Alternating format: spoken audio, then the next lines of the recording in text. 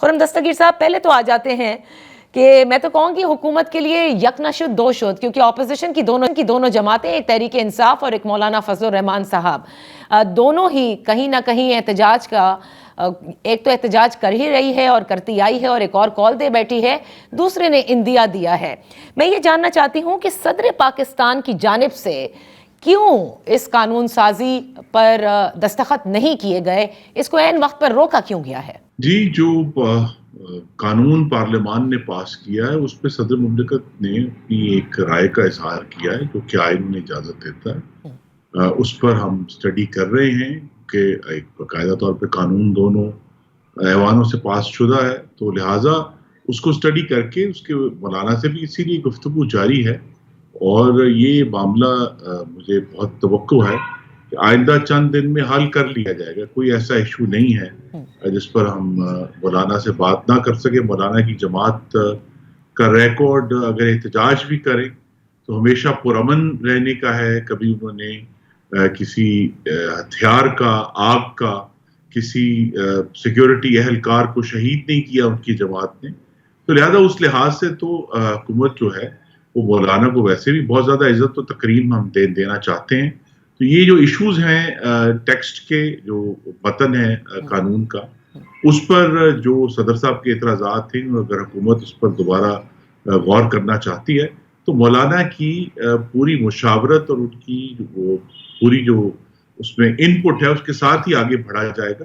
اور یہ میں آپ کے ناظرین کو یاد کرا دوں کہ مولانا کی وجہ سے جو 26ویں آئینی ترمیم ہے اس کے مسودے میں بہت بڑی بڑی تبدیلیاں کی گئی تھی، تو لہٰذا یہ ایک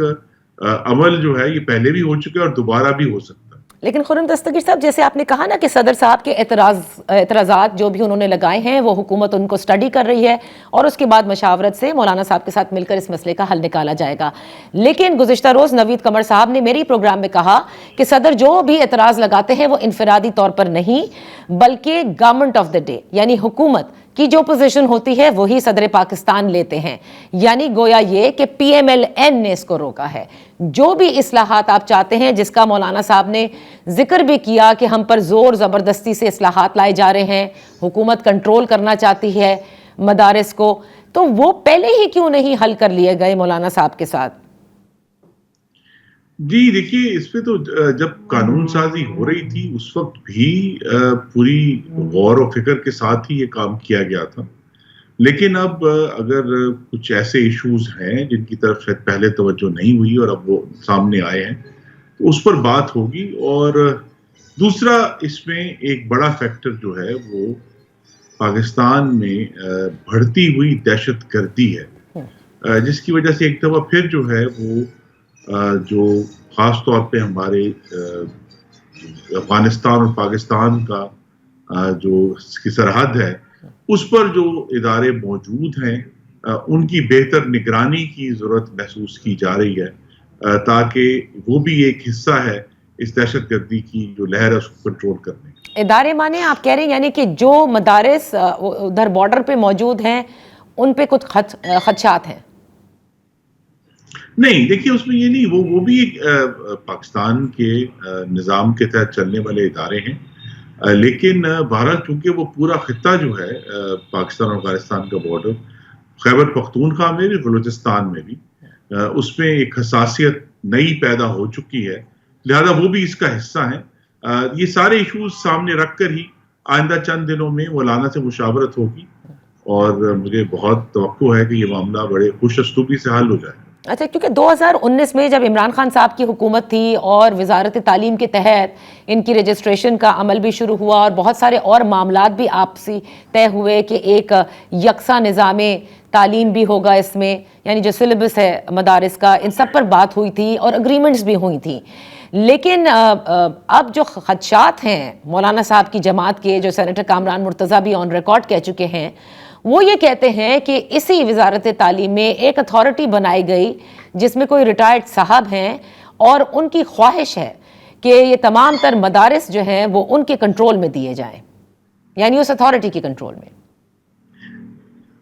نہیں دیکھیے، یہ تو ایسے اعتراضات اور سرکار کے معاملات میں ایسے ایشوز اٹھتے رہتے ہیں، لیکن جب معاملہ جو ہے پالیسی ساز سطح پر آ چکا ہے، یعنی کابینہ اور صدر مملکت کے لیول پر یہ ڈسکشن ہونی ہے اور اس کے تحت ہی پھر پارلیمان میں اگر کوئی امینڈڈ قانون جانا ہے تو اس لیے لہذا وہ کسی کی جو ذاتی خواہشات ہے کسی افسر کی خواہشات ہو سکتی ہیں ان سب کو سامنے رکھ کر ہی مولانا سے اس وقت گفتگو جاری ہے. خالی افسر کی تو نہیں ہوں گی نا خرم دستگیر صاحب, وہ تو میسج دے رہے تھے کہ کہاں سے یہ روکا گیا ہے. بہرحال لیکن یہ اس پر تو کم از کم حکومت یہ سمجھتی ہے, کیونکہ ایک ورلڈ ویو بھی موجود ہے, آپ نے حساسیت کا بھی ذکر کیا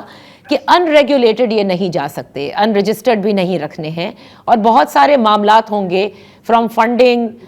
اور کہاں پہ خرچہ ہو رہا ہے, کس قسم کی تعلیم دی جا رہی ہے, اسٹوڈنٹس جو ہیں وہ کہاں سے آ رہے ہیں, یہ تمام چیزیں حکومت ریگولیٹ کرنا چاہتی ہے, ان کا ریکارڈ رکھنا چاہتی ہے. جی بالکل, اور 21ویں صدی میں ہم کوئی بھی ایسے ادارے جو پاکستان کے بچوں کو, بہت سارے بچیوں کو بھی تعلیم دیتے ہیں, اس کو کمپلیٹلی کھلا چھوڑا نہیں جا سکتا. اگر ہمیں جو 2008 کے بعد اٹھنے والی دہشت گردی کی لہر ہے یا جو پوری 2 افغان وارز ہوئی ان سے کوئی سبق سیکھنا ہے تو یہ ضرور ہے کہ چونکہ وہ دینی مدرسے ہیں تو لہذا دین کے لحاظ سے ان کو جو دینی تعلیمات کو پڑھا رہے ہیں ان کو ایک خاص حد تک خود مختاری حاصل ہے, لیکن چونکہ وہ پاکستان کے بچوں اور بچیوں کو تعلیم دے رہے ہیں تو اس کی جو بنیادی تعلیم ہے پاکستان کے تمام بچوں کو جو دی جانی ہے, جس پر کنسنسس پہلے بھی موجود ہے اور اگر ضرورت ہے تو اس کو دوبارہ حاصل کیا جائے گا, اس پہ سب کو ہمیں ریگولیٹ کرنا ہے تاکہ تمام بچے اور بچیاں چاہے وہ دینی تعلیم حاصل کریں یا دوسری, لیکن کم از کم ان کو جو بنیادی سکلز ہیں یا انگریزی میں کہتے ہیں جو لرننگ آؤٹ کمز ہیں ان کی بنیادی تعلیم کے, اس میں ایک یکسانیت ہونا ضروری ہے. اس کے بعد جو جس میں اگر کوئی دینی تعلیم میں آگے جا کر اسپیشلائز کرنا چاہتا ہے تو ظاہر وہ ان کا بالکل حق ہے اور پاکستان کا دین اسلام ہے, لیکن یہ جو تعلیم کا ایشو ہے اس کو اس وقت جو ساری ڈسکشن ہے اس کو کچھ حد تک ہمیں دینی تعلیمات سے ہٹا کر زیادہ یہ ایڈمنسٹریشن کا اور انتظامی معاملات کا اس وقت جو ڈسکشن ہے اس پر جاری ہے. اچھا, تو خرم دستگیر صاحب اب آتے ہیں دیگر اور جو معاملات ہیں. آج کل فیصل واڈا صاحب جن کو ظاہر ہے آپ سب کی حمایت حاصل تھی when he was becoming a senator, وہ آپ لوگوں سے نالا نظر آتے ہیں, ختم شد, کوئی برانڈ نہیں, پتہ نہیں کون کون سے بیانات انہوں نے دے دیے ہیں, پیپلز پارٹی کے گن بھی وہ گا رہے ہیں. آج ان کی ملاقات MQM سے بھی ہوئی ہے اور وہ ایک وہ جسے کہتے ہیں نا, وہ کہتے ہیں کہ میں نیشنل تمام پارٹیوں سے مل رہا ہوں اور ایک وہ کریٹ کرنے کے لیے ڈائیلاگ. تو یہ ذمہ داری کیا شہباز شریف صاحب نے انہیں دی ہے؟ واڈا صاحب ایک اچھے دوست کا کردار ادا کر رہے ہیں.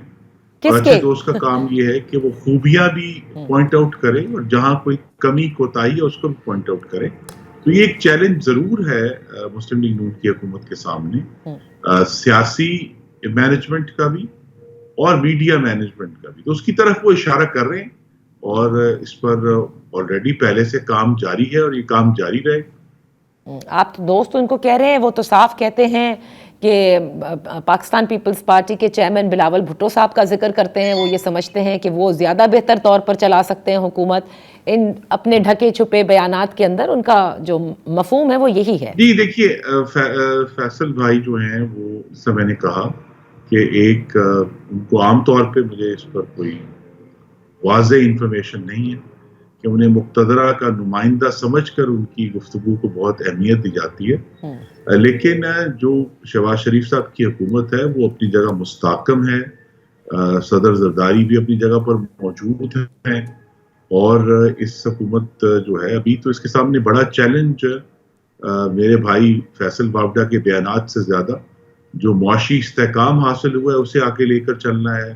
جو خارجہ پالیسی میں پیش رفت ہو رہی ہے اس کو بھی کنسولیڈیٹ کرنا ہے. اور اصل ایشو یہ کہ اب جب کہ الحمدللہ مہنگائی میں کمی آ گئی, ایکسپورٹس بڑھ رہی ہیں, پاک روپی اسٹیبل ہے, تو پاکستان میں گروتھ لا کر پاکستان کے نوجوان مرد و خواتین کے لیے روزگار پیدا کرنا ہے. یہ زیادہ بڑے چیلنجز ہیں. یہ بیانات تو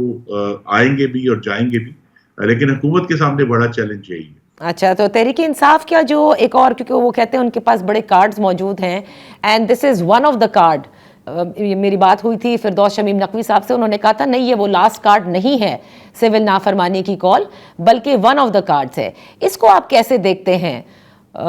یہ جی ان کے جتنے بھی کارڈز ہیں اس کے اوپر انتشار لکھا ہوا ہے. They are merchants of chaos. وہ سمجھتے ہیں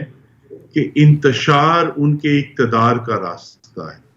تو لہذا ان کا ہر کارڈ جو ہے جب آپ اس کو کھولیں گے تو اس کے اندر سے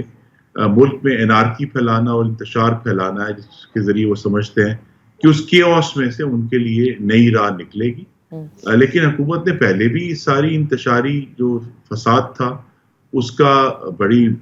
جو ہے سوچ سمجھ کر بہتر حکمت عملی سے اس کا سامنا کیا, اور ہم کرتے رہیں گے. اور جیسا میں نے کہا کہ اس وقت جو حکومت کے سامنے چیلنجز ہیں اس میں پاکستان کی معیشت, خارجہ پالیسی اور پاکستان میں جو دوسری حاکمیت کے معاملات ہیں وہ بڑا چیلنج ہے. تحریک انصاف ایک اپوزیشن ہے اور ہم ان سے بات کرتے رہیں گے, اور جو ایک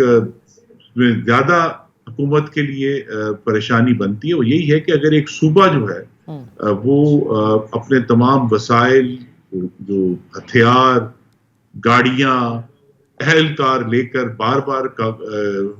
اسلام آباد پر حملہ آور ہوگا, وہ ضرور ایک ایشو ہے, لیکن اس سے بڑا ایشو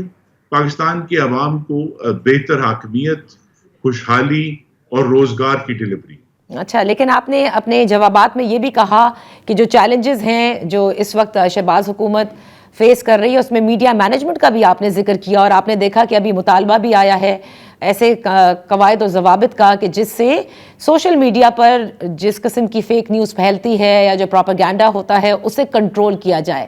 بٹ خرم دستگیر صاحب, آپ کی حکومت پر اس وقت سب سے زیادہ تنقید ہے کہ میڈیا کو کنٹرول کیا جا رہا ہے جو پہلے کبھی اس حد تک نہیں کیا گیا, اور پیکا کے قوانین کو بھی آپ مزید سخت کرنے جا رہے ہیں. اور یہی وہ پیکا کا قانون ہے جس میں جب آپ لوگ اپوزیشن میں تھے تو you were standing with the media, but now you are all, جسے کہتے ہیں نا, آل ایفرٹس کہ جتنا آپ کرب کر سکتے ہیں میڈیا کی آزادی کو وہ آپ کر کے دکھا رہے ہیں.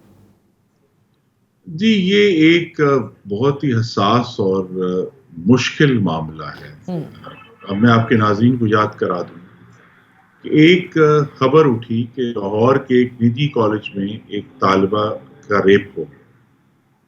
اور اس کی بنیاد پر کئی کالجوں میں توڑ پھوڑ ہوئی. ایک جو سیکیورٹی اہلکار تھا اس کی جان گئی, آگیں لگی, کئی دن اس پہ شورش رہی, اور پھر پتہ چلا کہ وہ خبر غلط تھی. اسی طرح بھی ہم نے جو چند دن پہلے احتجاج ہوا پی ٹی آئی کا, اس میں ایک تصویر جو ہے وہ وائرل ہوئی جس میں ایک میل تک اس سڑک پر خون بکھرا ہوا تھا, اور وہ اے آئی سے بنائی گئی غلط تصویر تھی, جس کی بنیاد پر پوری دنیا میں اس کے اوپر جو ہے وہ کامنٹس ہو گئے, اور بعد میں ہمیں ظاہر معلوم ہوا کہ وہ تصویر غلط تھی. تو اصل مقصد یہ ہے کہ اس قسم کی جو خبریں ہیں جس کی وجہ سے معاشرے میں بھی اور پوری دنیا میں بھی ایک پاکستان کے بارے میں غلط امیج جاتا ہے, انتشار پھیلتا ہے, آگے لگتی ہیں, سیکیورٹی اہلکاروں کی جانیں جاتی ہیں, ان کو ہمیں روکنا ہے. اب اس پر بحث ہو سکتی ہے کہ جو طریقہ کار حکومت اختیار کر رہی ہے وہ درست نہیں ہے, وہ زیادہ ڈرکونین ہے, تو اس پر ہم ہمیشہ بات کرنے کے لیے تیار ہیں, لیکن بہرحال ہمیں ایسی فیک نیوز کو روکنا ہے جس کے نتیجے میں جانے جائیں اور ملک میں انتشار کریں. ٹھیک ہے, آپ درست فرما رہے ہیں, لیکن پھر جو جمہوری معاشروں میں ہوتا ہے اور کہاں فیک نیوز کو کس طرح سے وہ کرب کرتے ہیں, پی ایم ایل این کی حکومت کو پھر وہ ایگزامپلز دیکھنے چاہیے. آپ لوگ زیادہ تر اتھارٹیٹیو جو معاشرے ہیں ان کی چیزوں کو اپنانا چاہتے ہیں. جی, تو اس کے لیے پھر وہ بھی ماڈلز ہمارے سامنے ہیں, لیکن پوری دنیا میں کم از کم میں تو ضرور جاننا چاہوں گا کون سی حکومت ہے جو کامیابی سے فیک نیوز کا مقابلہ کر پا رہی ہے, کیونکہ ہر جگہ سے یہی خبریں آ رہی ہیں کہ فیک نیوز پھیلتی ہے, اور اس میں بعض بڑے بڑے جو سیاسی ایکٹرز ہیں وہ بھی انوالو ہوتے ہیں, سیاسی جماعتیں انوالو ہوتی ہیں, اور لہذا اس میں جب تک اس کو کریکٹ کیا جاتا ہے اس میں جو ہے وہ جھوٹ پھیل چکا ہوتا ہے. تو یہ ضرور ہم اسے سیکھنا چاہیں گے. جس طرح میں نے کہا یہ ایک ایسا ڈائلاگ ہے فیک نیوز سے لڑنے کا, جس پر ہمیشہ ہمارا دروازہ کھلا ہے کہ جو بھی اس پہ بہتر سجیسشن ہے, بہرحال ہمیں اس کو روکنا ہے, اور جو لوگ ذمہ دار ہیں خاص طور پہ ایسی فیک نیوز پھیلانے کے جس کے نتیجے میں معاشرے میں ایک فساد پھیلتا ہے. اور یہ آج کی بات نہیں, یہ بہت عرصے سے یہ ہے کہ جس طرح ایک مثال دی جاتی ہے امریکی قانون میں کہ آپ کو اظہار رائے کی آزادی کا حق حاصل ہے، لیکن ایک بھرے ہوئے ہال میں غلط نعرہ آگ کا لگانے کا حق حاصل نہیں ہے. وہ اظہار رائے کی آزادی نہیں جس کے نتیجے میں لوگوں میں بھگدڑ مچ جائے اور کئی لوگوں کی جانیں جائیں اور زخمی ہوں. تو لہذا یہاں ایک سپیچ کو ہمیں پروٹیکٹ بھی کرنا ہے، لیکن یہاں چونکہ زیادہ جو ہم دیکھ رہے ہیں اظہار رائے وہ جھوٹ پر مبنی ہے، تو اس پہ پارلیمان بھی سوچ بچار کریں گے اور میڈیا بھی. ہم ضرور چاہیں گے کہ میڈیا ہاؤسز بھی ہمیں اس پر اپنی رائے دیں کہ بہرحال اس فیک نیوز کو روکنا ہے، اس کا طریقہ کار کیا ہونا چاہیے، جو جمہوری جو اصول ہیں اس پر بھی کاربند رہے، لیکن اس یہ جو بہت ہی ڈینجرس اس وقت ٹرینڈ ہے اس کو بھی روک سکے.